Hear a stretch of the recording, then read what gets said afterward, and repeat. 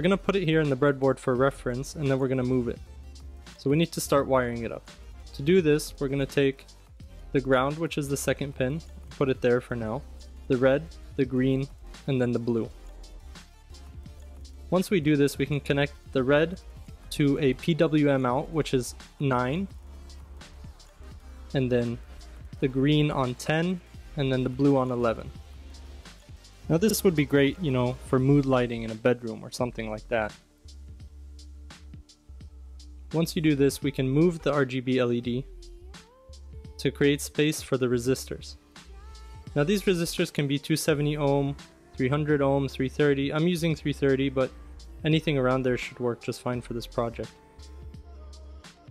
We're going to want to put these resistors in series between the output pin of the Arduino and the RGB LED. So we're going to put one for red, one for green, and one for blue.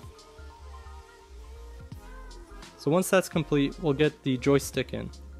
Now to connect the joystick, we have to connect to the X, Y, and switch, and then also connect a 5 volt and a ground.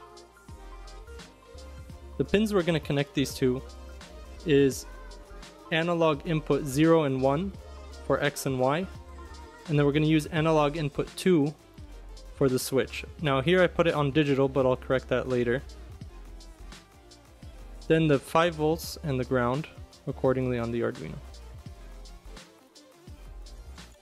And finally the ground for the RGB LED.